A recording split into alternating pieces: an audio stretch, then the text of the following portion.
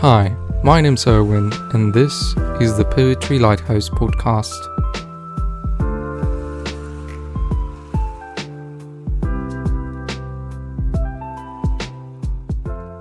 Okay, so let's go for the second poem, which is called Cold Calves, which Yeah, I love the alliteration, by the way. So thank you, sir. give it a I'm go. glad that you acknowledged that. That's just from Pendon, Pennsylvania. This is my latest collection. This is where I'm from, Pennsylvania. So I just wanted to make a collection of poems that kind of reflects the place that made the writer, Pendon, Pennsylvania. I'm a writer, so I spent a little time locked away in Pennsylvania. So it's a little bit of play on words there. Cold cuffs. I have a lot of experience with the judicial system in my past, and I never shy away from it because, like we just spoke about, everything that we experience is just another ingredient to make who we'll ultimately become. You know what I mean? So I think in my life. I've been always spontaneous, so that's always played in my favor or against me. It's either one way or the other. It's never in between. So let me share code cups with you. It goes like this: flashlights, no flashing lights, red mixed with blue, blue mixed with white lights, bright, bright lights. It's cold, cold, cold. The type of cold that the nighttime holds. These shackles, the type the police hold. Are their hands as cold as the cuffs they clamp my wrist with? Do they ever run out of breath from chasing us relentless? This is a race, a chase, a circle, a cycle. I hope they never catch up, but if they do, Daddy, I'll be just like you. Cups cold, cop cars scold, felons fold, judges gavel sound bold, gunshots bang, blow, enough bullets to lift up a soul. Cuffs clamped to my wrist, tight to my wrist, tighten with every ball of my fist. Every movement uncomfortable, experienced, sick silent, young, reckless, loud violence. Either way, these cups contained in a freezer box attached to a cold heart hold up, release us from these cold cups because they clamp so tightly. Why every time I come into contact with a cop, he or she wants to fight me? Why are the cops so mad but the judge so relaxed? Why is the DA always on my back? Either way, these cold cuffs are the introduction to the coldest of systems. You're a number, a defendant, job security, a conviction, cold cuffs.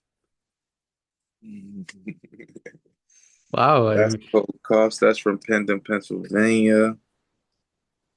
My latest collection of poetry. fantastic. Well, that was impressive. I was impressed that you didn't need to have the text in front of you and you just performed this with, so much emotion. It's very, it just made it very vivid. Um, the images, all the the situation, you kind of really took us to this moment in time that seems like it puts us on edge as well, as we hear you reading your poem. It's sort of um, we feel in a way as if we were in danger, right? Yeah. And it's I guess this is really interesting because you make me feel what you felt or what some people feel on a daily basis, which is just quite insane, quite sad as well, to realize how some communities are targeted um, for no reason. And so, and just the simple fact of being from a certain, whether race, nationality, Mhm. just for being a bit different, and these differences kind of act like a target for so many in so many countries. It's a great point of division, and yeah, it's quite sad, but I think it's an interesting poem to discuss. So, what would you like to how would you like to start the conversation? Because there's a few things to unbox here. Um, in terms of the this kind of relentless chasing that you're talking about, um, is this rooted from a specific, let's say, a sort of situation, or how does the idea come to you in order to write this poem? What's the main message that you want to convey, or people to have like a takeaway? An awesome question. There's so many things to take away from the poem. But one of the main words that are going to come to the surface is cycle. And like you said, certain communities are targeted. Uh, Certain races are targeted, and if you go all over the world, that's the same. It just in America, it's black is everybody knows from the slave trade, everything. But that's this it doesn't stop or start. It's just us. So it's like even if any of my poems are discussing what I'm going through, even on a larger scale, like you said, if I can bring you to this moment, and if I could say the moment was anywhere, it'd be standing on the side of a dark road, and you can just see those. You can hear the lights, and you can see them flashing everywhere. That's kind of where we're at in that poem, and it's like in the middle of nowhere always, because no matter where you're at, nobody can help you. And you got to understand from personal experience. Um, it's not a joke, when you get pulled over, and no matter what your situation is, even if you are doing the wrong thing, now that depends on if you're putting other people in danger or not. But what I'm saying is the assumption that that's exactly what you're doing from the moment of contact. That's scary to a person. I don't want to take black or white or anything out of the scenario. It's scary if you're on a back road, there's nobody there but just you. And the people that are pulling you over are supposed to be trustworthy no matter what. They're supposed to uphold the highest, they're supposed to upload the law, the Constitution. So you should never be scared ever. You should never be scared unless you're doing something wrong.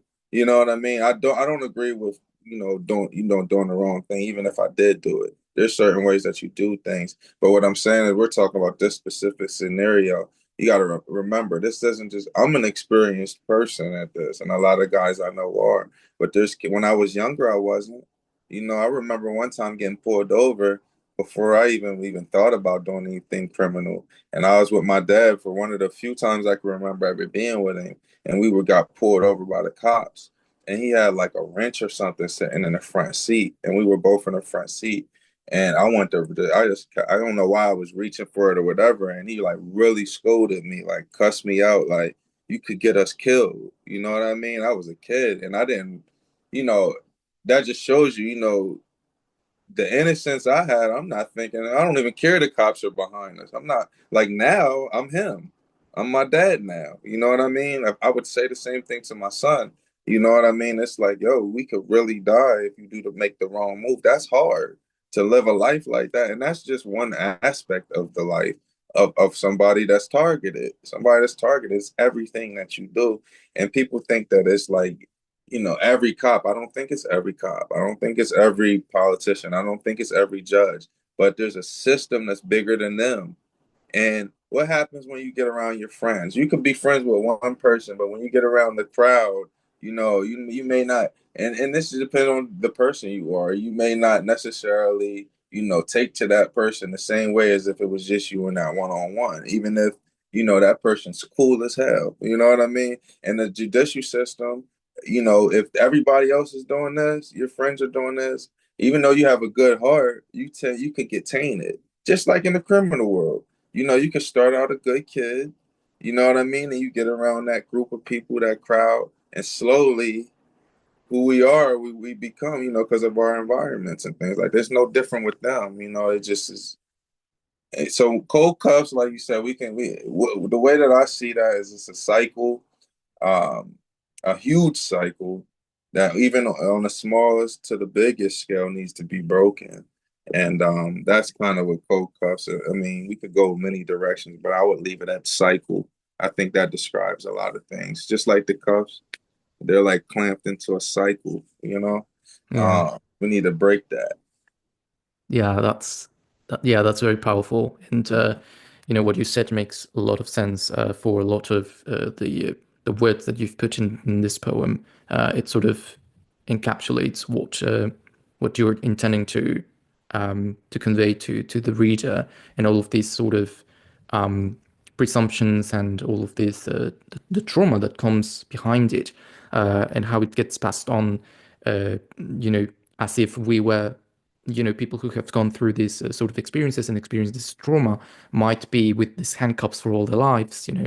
And I think, yeah, it's a very sad but very important poem, I think, because no matter who reads it, there is something that can they can take away from it, so that they can whether connect with it through their own experiences or learn how other people feel when that happens. Because if you haven't been in this situation, you can now feel what it is like to be targeted. So let's say this is a poem that's read by someone who's not necessarily coming from a minority. So they might not feel the same, um, uh, you know, on a daily basis, they might not feel threatened at all. But by reading this poem, it could open their eyes to, you know, to see how it really is to be traumatized and constantly on edge because of, yeah. So Lots of anxiety. and that's a very impressive. That's the good thing about poetry is that it's so dynamic. A poem is so dynamic that it really takes you there. It makes you feel what the narrator is saying. You know, even the words, the way they flow, the way the poem, you know, the rhythm of the poem, it really, you know, brings you there. So I think that's the connection that you're making with you know, everyone who is reading this poem. And I think, yeah, it's a wonderful poem. I really, really liked it again, and I think cycles is a great word to connect it with. Yeah, it's like Great. I don't know, cycle. A lot of I speak a lot about the cycle because it's just so true. When you're living it, you don't even know you're caught in it. You just think it's normal. It's like until you break it, and then you realize how it's not normal. And that's, I guess, what my poetry I intend on it doing is, once you see the truth, you can choose to not see it, but it's still going to affect you. You know what I mean? Because what you were oblivious to before, which was your superpower, because it's like, man, life's great. I kind of put the brakes on people, like, uh, so I feel like people love my poetry, but it's like they rather just read it. Like when I get, and this could just be me, my perception. I know I get a lot of good feedback. It's just like you said, it looks like people are uncomfortable when I'm walking around, I'm reading my poetry. It's a lot different energy there when I'm in, when I'm in public and when I'm able to move around a room. And I don't feel like I try to single anybody out per se, or I try to make them feel any type of way. But I think effortlessly, and when I look around and I go back and I look at video, I'm like, that they look really uncomfortable. But I don't know if it's a good or a bad uncomfortable, but I guess it's something that they may be battling with.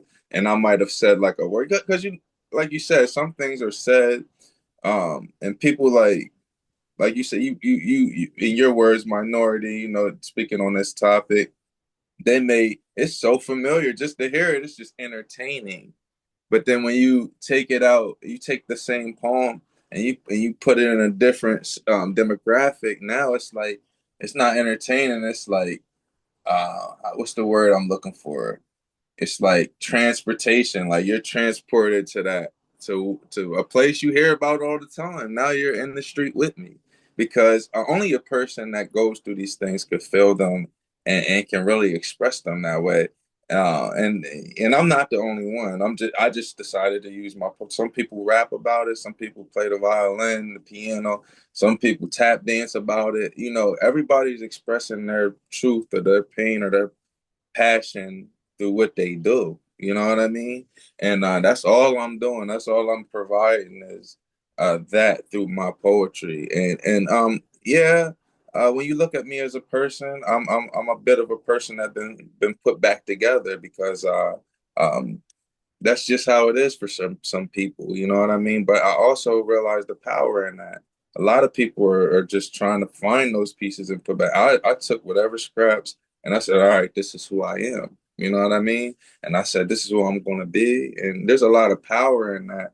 You can feel like, one day you can feel like you're nobody, but once you decide, well, this nobody means something, I'm gonna make this not nothing to something, and you become powerful. So I just think that's the only thing I did with my poetry, and I never gave up on it. Like there's plenty of times where there's a lot of more desirable scenarios where I could make money, but I just feel like some things in this lifetime. I noticed the state of the world right now, and when money is so flaunted in front of everybody's face in the way it has been, is it really important?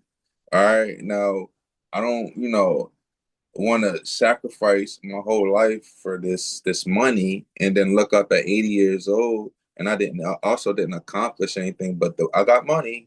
You know what I mean? You don't want to look up at 80 years old and you just been chasing money your whole life. And you know when you come from nothing and it is appealing to want to get some generational wealth or whatever. And I'm not saying don't do that. What I'm saying is I didn't want my whole legacy to be about making money because then that's the only thing I would follow is where money's at. But some things are internal. We all have an internal compass, whether we ignore it or we pay it attention. I pay attention to mine, and it's like I feel like from the moment I don't know what made I'll be honest, I don't know what made me like pursue this hard. That's why I say it could only be the higher power. I could just say that scenarios were placed in my path. Let's say we're playing like a game. You're running around and then you get to that one location, A, B, C, and each letter symbolizes which way you could go. And as a result of that, what will happen as a result of that, I just been placed in situations like that. I felt like and I just pressed what I felt like B right now. All right, we're gonna do that. You know what I mean? And but as you go, even when you live like when it's like that, piece by piece, the plan starts coming together, and you're able to plan, start having more input in it. So I don't know how it got here, but I just was like, man, I'm not giving up because I feel like in my life there's plenty of things that maybe I did give up. Or I said, this is one of them. I was at a point. I said, I'm not going to give up on this, and I'm here now. I'm talking to you. So Yeah, sorry we got cut off, but I just wanted to sum up what I was saying at least. yeah, no, that's great. I really like everything you said. It's just it's very nice just to hear all the thoughts that come from this poem and all the conversations that, that we've had so far. I think they're very meaningful and a lot of people might find inspiring as well, because in a way poetry just and a lot of many types of art as well, not just poetry, but they really serve like this kind of awakening. And when I don't know about other people, but at least for me, um, whenever I find a poem that stirs something in me, it feels like an awakening, and I love those poems because it just feels like I opened a new eye, like a new eye to something that I didn't know, or a new part of myself, or a question that I never thought about. Hmm. It's just like this moments of, um, you know, uh, sort of yeah, awakening or Clarity. years of clarity or um, revelation. I don't know, epiphanies. But yeah, it's wonderful, and I think we're on the same page on this, so that's great. Okay, so would you like, if you like, we can go to the third poem, which is "Walk Through the Capital." This poem that I'm about to read to you is called "Walk Through the Capitol." And I just recently performed all three of these at the this True Abundant Life community event, and it was one of my best performances, I would have to say, in my own opinion. Everybody has their opinion. When I look back, I say it was one of the most powerful performances, and this is one of my favorite poems because has so many different levels, and depending on who you are, you'll take it however you take it. But it really takes the setting of the poem is in my city, Harrisburg. If you don't know anything about Harrisburg, I'm from Pennsylvania. Harrisburg is the capital of Pennsylvania. Everybody thinks it's Philadelphia because we got the Eagles and all that, but no, it's an hour and a half to 2 hours away, and it's right where I'm from, right here in Harrisburg, Pennsylvania. So this poem, there's a big Capitol building. They got a green dome with like a gold statue on top of it. And well, you'll hear about it. So let's get into it. I ain't gonna talk too much. All right, walk through the Capitol. Take a walk through the Capitol and tell me what you see. Gold on top of the dome, overlooking the homeless and the soup kitchen. Take a walk through the Capitol and tell me what you see. Most ways you walk end up in poverty. I see Louis Vuitton bags swinging from the arms of representatives representing me, a young black kid brought up in poverty, which brings me to my question. How could they represent me when I had holes up in my soles back in 1993? Now seems to me poverty was designed for me. Paint peeling off the rails over here, gold gleaming off the rails over there. Neatly manicured grass and statues that remind us of our place back in the past. Take a walk through the Capitol and witness all the change and revitalization. I guess they're rebuilding their civilization. Laws being constructed and controlled beyond the double doors. So under the green dome, I strolled through the Capitol with gold swinging from my neck, knowing not long ago it would have been a noose on my neck. So I strolled through the Capitol with diamonds on my teeth, screaming my poetry, knowing not long ago these words could never be released. Diamonds and gold on my fingers as I write about corruption, gripping my pen. Aspirations of change often, but most likely the truth lead the bold toward coffins, but it clears up paths for the future to clearly walk them. Take a walk through the Capitol. That's Walk Through the Capitol from my latest collection of poetry, penned in Pennsylvania. Cold Cuss, Walk Through the Capitol. There's so many more that are in there, but that's one of my favorites, Walk Through the Capitol. I'm happy to share it with you guys. That is definitely one of my favorites as well. I think it has so many amazing imagery. It's striking, it's clashing, it has this amazing rhythm as well. The way you read it, it was just flowing. You just get lost in it. It's Thank really you. nice. Yeah, I love it. I wrote it in the Capitol, actually, like under the Green Dome. I actually wrote that poem at this little coffee shop called Denim Inc., right? Like nestled into the Capitol area. And I'm like able to see the cap. I wrote that book in my Who is Sean book that's about to come out. And I did write it in my eye straight, but I have to redo it. I don't like it.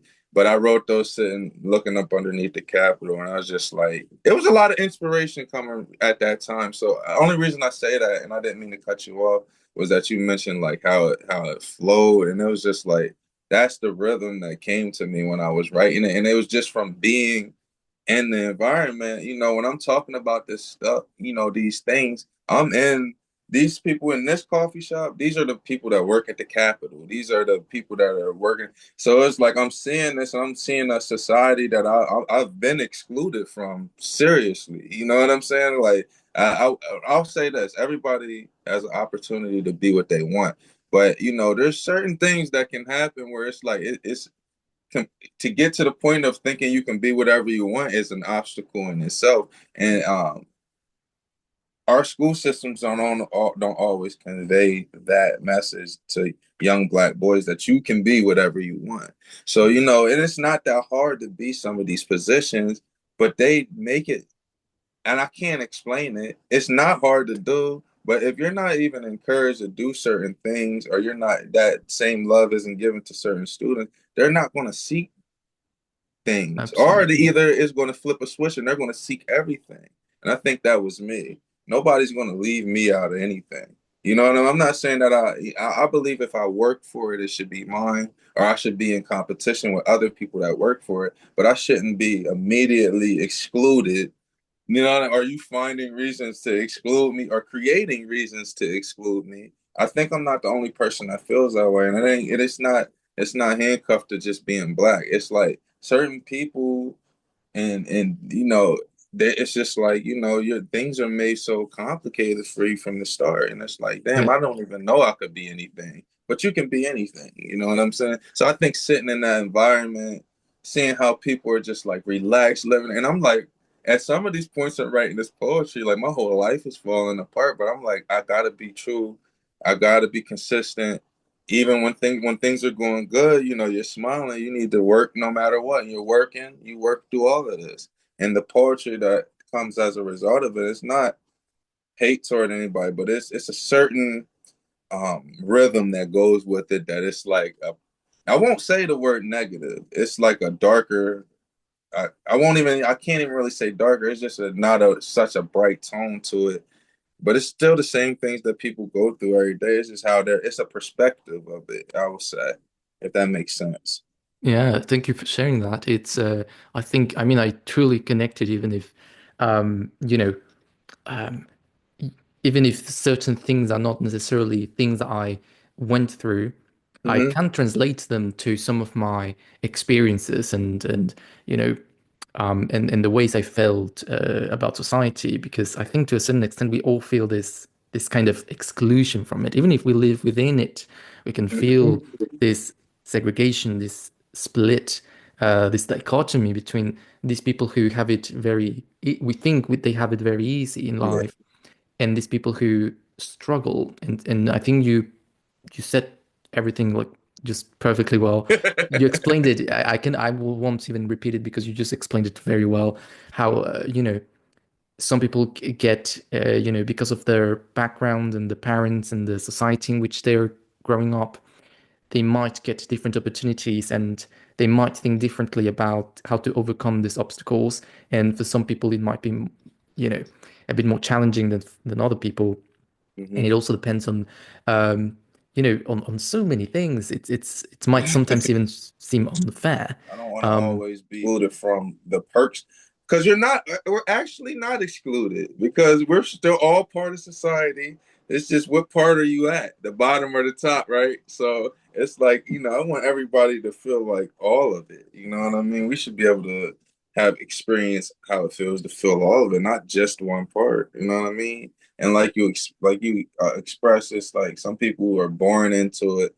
So these opportunities, they don't never get gatekeep. They're groomed into being a gatekeeper. So how could they ever understand how it feels to have to break down a door or anything, or even ask to come into a room when their whole life they've seen gatekeepers.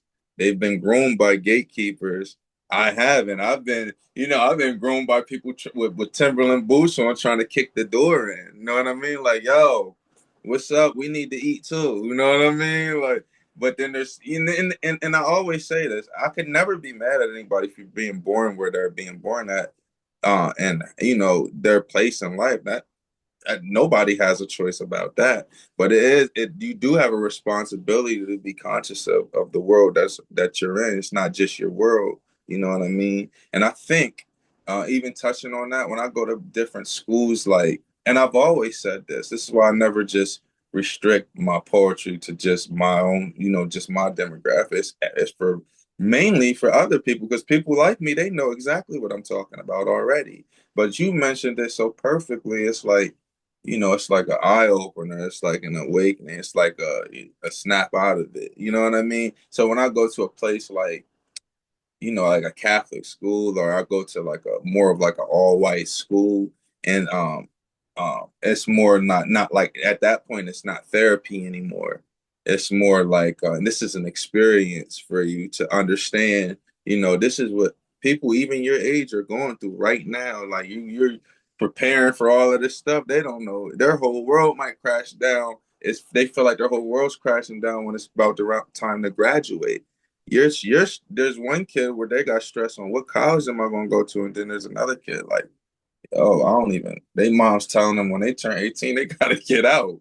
You know what I mean? So and that's like a reality. So when I bring my poetry, and I've experienced it too. Like when I went to like a specifically, I'll say Catholic Academy, where it's a more privileged part of society. You know what I mean? But the it didn't stop the strength of the workshop and how it was able to be an eye opener, like you mentioned, and how I seen it in the students. They were like, wow, even the staff, they were looking at because I don't even think about it. I guess when you say I never think about it when I go do these, I just go and I just do the message. You know what I mean? I'm not like thinking like if I change anything, I'm just like just do my best. You know what I'm saying? But I think it's refreshing to hear your feedback on certain on these topics in this way. It got me thinking a lot. If that's it got you got me thinking a lot. So I don't want to take up all the time talking, but go ahead to whatever question you had next. I can keep going. No, well, I just wanted to. No, I just think everything you said just wraps up very well all the conversations that we've had today, and I think specifically this last poem, it has the dichotomies are just impressive. You've got the image and you portray all these with images instead of trying to tell us, oh, this one has this and this one doesn't, or this one is in this area or a specific group and this one is at the bottom group, etc. We can see it because we have the gold on top of the dome that's in gold, and then the homeless, so and then we have the what the Louis Vuitton bags. I really like this I part love swinging from their arms of representatives representing me, and there's like this amazing sort of tone of voice that really makes us go back into those lines and think a bit deeper about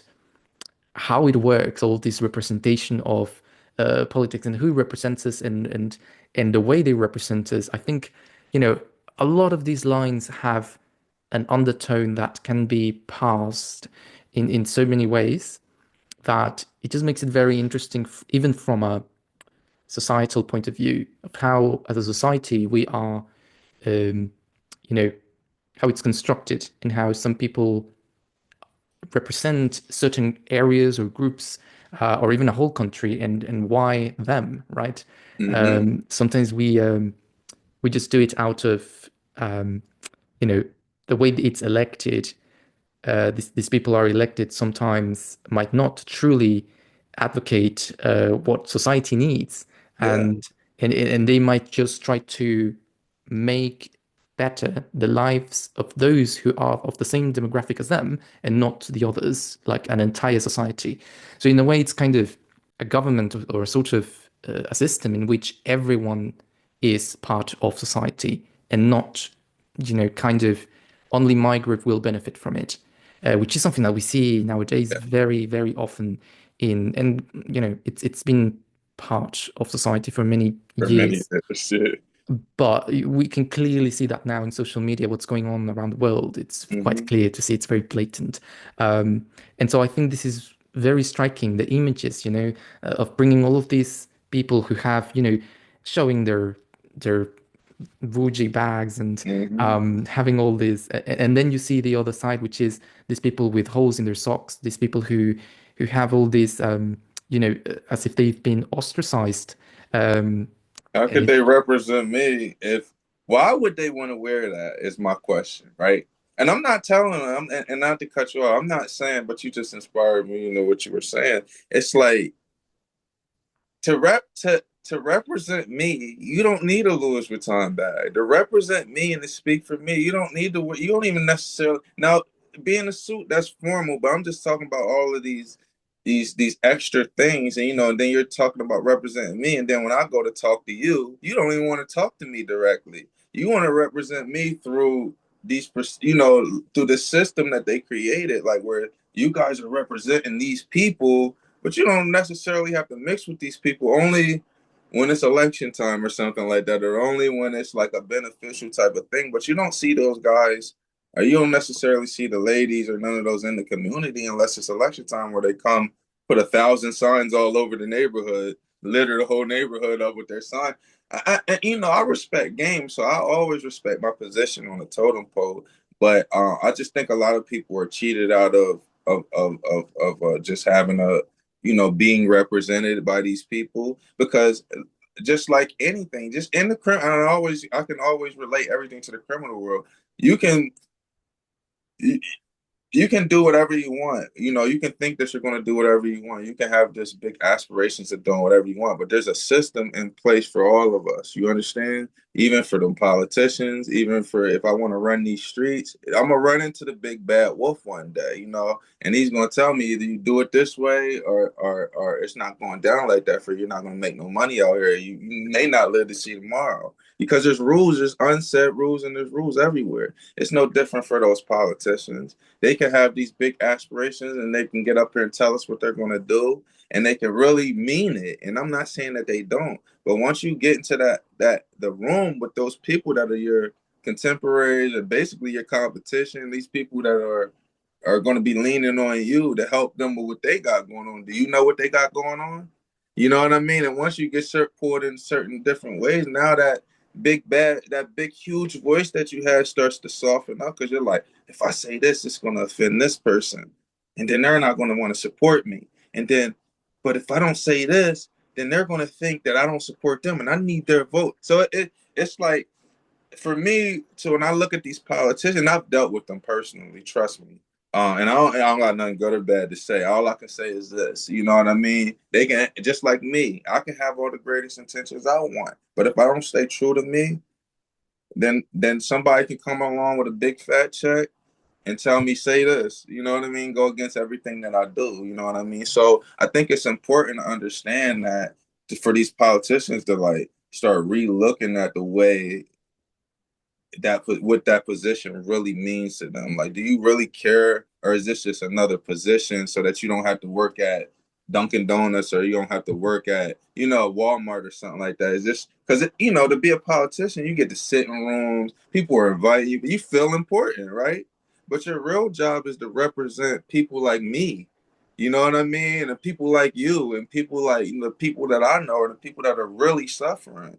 But how can you do that if you're trying to fit in with people that are running around, wearing Louis Vuitton bags and stuff like that? Because your heart, you can't be rooted in the same place. You can't serve me and them at the same time. You know what I mean? Though they may have end up, if you really are true to yourself, you're going to make enemies up in that House of Representatives. You're going to make enemies. You're not going to make a bunch of friends. You know what I'm saying? So, with my personal relationship with the politicians is they've done nothing but lie to me. So it'd be different if they didn't. People could be like, "Oh, this person is this person." I'm like, well, they've never treated me that way, and I got respect for them. I can't speak for that. I can only speak for. But I've gone to these people when I went through my own situations, like real situations. You know what I mean? To keep teaching this poetry, like me and you are able to experience today. I'm still trying to do that for as many kids as I can, early as I can, before I die. You know what I'm saying? And then I came into a situation where that was jeopardized, and I went to help from these so-called the people you're supposed to ask help for.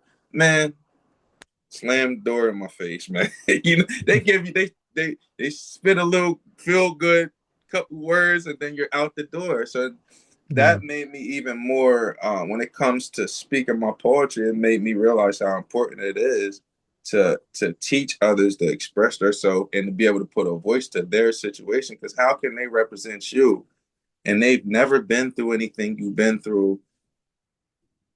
They can help you, but they can't represent you. You can't and and going back to the imagery of the Louis Vuitton bag, I say whichever way you walk ends up in poverty. If you look at the Capitol step goes straight. The way it's set up around here, left uptown, the hill, and both of them are poverty, right? And projects in both directions. And then you go straight forward to the river, and then across the river is where they go home at. They don't go home here. Or if they do go home here, it's all the way in the farm area in Hershey somewhere in the suburbs, and then they say they're representing us. You don't hear one gunshot out where you at. You don't. You know what I'm saying? You don't. Ain't nobody asking you for no home, no change. They're not. you're running around, you're comfortable wearing a Louis Vuitton bag. You know what I'm saying? Because that's the reality that you want. You know, if you were representing me, you'll be out here in it would never stop. You know what I mean? Think Yeah. about it. We can I see don't the have real the resources to intentions. keep. Yeah. Say that again. I'm No, sorry. yeah, we can see the real intentions behind this so-called representatives when it Yeah. comes to, they really take off the mask, and it's Hmm. all a show that they have to put on. Sometimes it's all about that, the connections and how to, and as well we come back to this idea of greediness, power. It's all kind of like the same condition. It's like an illness that spreads among Hmm. politicians, sadly, but it's quite. Yeah, it just leaves everyone in a very precarious way because they're not taking into consideration how they affect other people's lives Their with whole that life. position, with the Yeah. position they have, with the power they have. It's just a bit irresponsible. But yeah, I mean, yeah, taking things for granted like that is, in a way, like when we read poetry, when we create poetry, we are creating a sort of um, resistance against this System. which Hmm.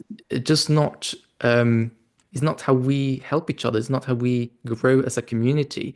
That's only how you allow yourself and the few people around you grow, but not everyone. It's not like you're connecting with everyone truly. And in a way, I don't think you can really live a happy life if you are um, in that sort of self importance, because Hmm. in a That's way, what it is. That's what it yeah, boils down to. Self-important. That's a good way to put that. yeah, A lot of them, I really feel like that's like it goes back to what I said. It's like, do you really want to do this? Do you really want to represent me? Because I'm gonna tell you, it's hard to represent people like me because we got so much trauma and emotions. So that's yeah, hard in itself. yeah, So, um, or do you just not want to work at Walmart or Costco because there's no power in that. Nobody's gonna be like, "Oh, look, there goes such and such." Yeah, no. When they see you with your Louis Vuitton bag and you're showing up and you're hugging and kissing babies, and they're paying you 200 plus thousand a year, and when it's election time, you get to walk in the same city streets that you see on the news and stuff like that, but you're never there whenever the action's going down. It's kind of like the people only the people that are sleeping are happy to be represented by this. I'm thinking, well, wow, why would anybody need a Louis Vuitton person to represent me? That's all I'm saying. I need some opportunity. There's people that are getting paid $7, $8 an hour. I don't know what that translates in pounds or whatever, however it works over there, but it's low. That's low. You know what I yeah, mean? And the living wages are high, so it's like to see you in that bag, you shouldn't even want it. Basically, what I'm saying is this: you're entitled. You can do what you want with your money, but when it comes to serving and representing the people, I don't feel like you should ever show up with that Louis Vuitton bag because you're talking for people that are impoverished. yeah, You know what yeah, I'm saying? I yeah, mean, not that the bag means shit to me. You know what I mean? To me, I've had very nice things in my life. It's not even about that. It's about what we represent. You know what I yeah, mean? And if you're talking about representing change in a community, how long are you going to represent it and there's not actually change in the community where my problem comes in at? So they may get uncomfortable when I say these things. It don't come from a place of hate. It comes from a place of you're basically stealing people like you're still I don't feel like you should be in that position in my personal and I'm hmm, allowed to have that opinion. You know yeah, what I'm saying? Because I don't feel like and I could be wrong, but I don't feel like you're in that position for the right reasons. And I don't think I'm ever going to shut up about it because of I get to see the results of everything by yeah, being here. You know what I mean? And I get a lot of backlash for the type of poetry that I put out there, and I guess my boldness to represent it. But I'll say this, there will only ever be one Jules. You know yeah, what I'm saying? So I realized that at some point to say all of this stuff with passion because there may not be somebody that's going to do it the same way for maybe a long exactly. time. You know what I mean? So I feel like I've been put in the position to do that and I'm going to do it. So, No, and don't stop. Please keep going. I think it's important that we hear your voice. It's so important. We've you just showed us this wonderful, you know, thoughts and the art and all of this kind of pouring out of you. And it just shows how important it is to listen to different, you know, people and not just what we hear on TV with the politicians, but actually tuning to the arts can makes us understand so many different ways of life. And I think that's what's beautiful about the arts, that you cannot learn just from a textbook, or you cannot learn from watching TV or listening to politics, or even if you know all about science and everything, like sure, all of these things are helpful and we have to know them.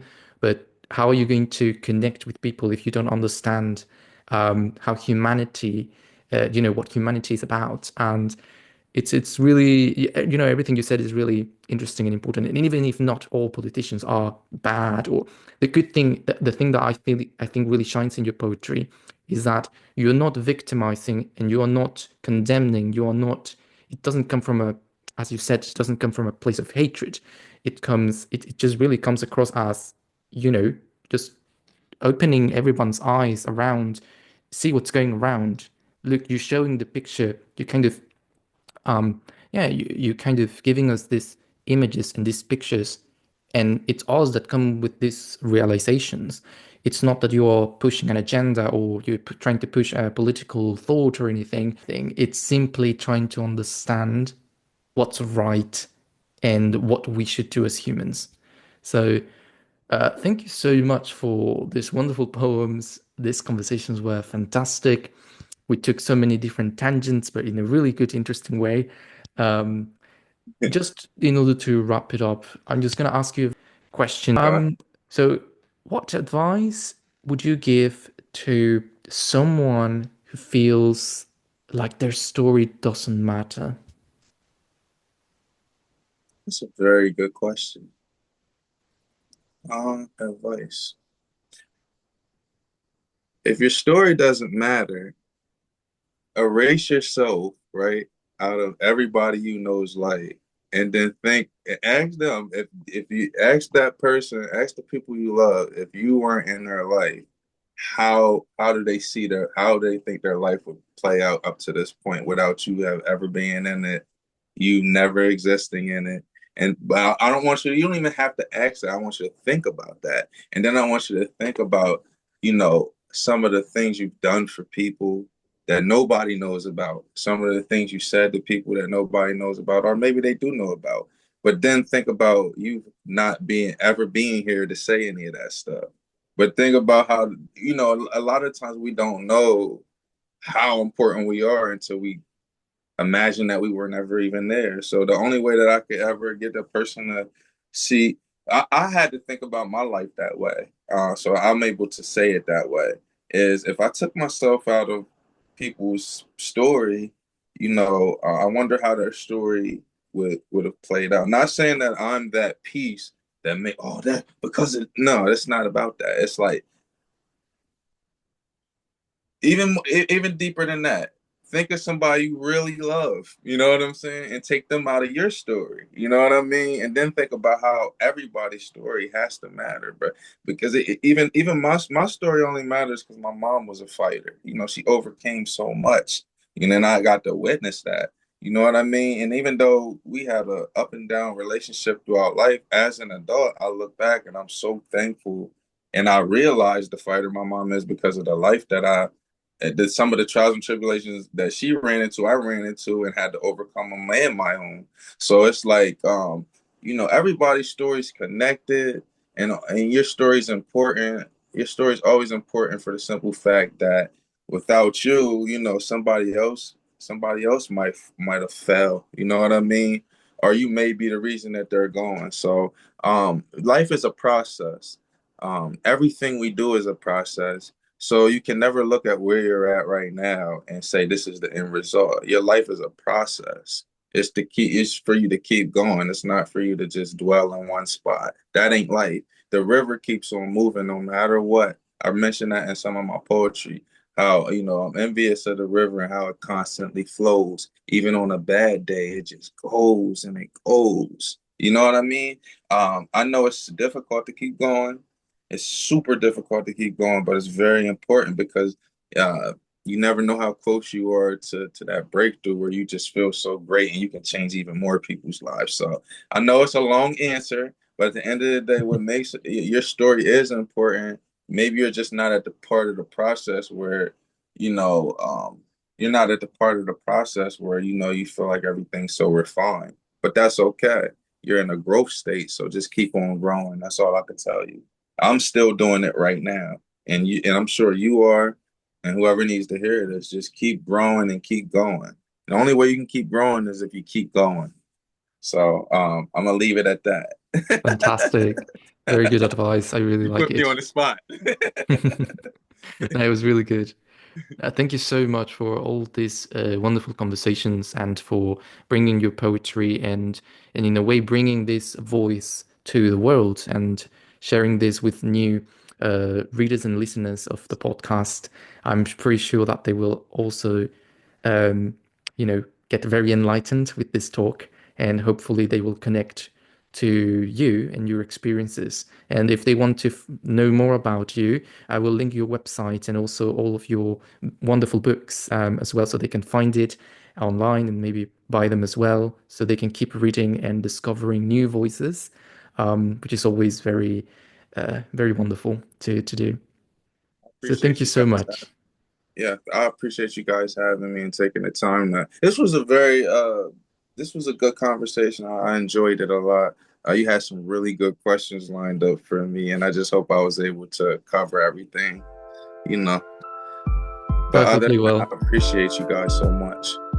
Thank you so much for everything and for the time that you took.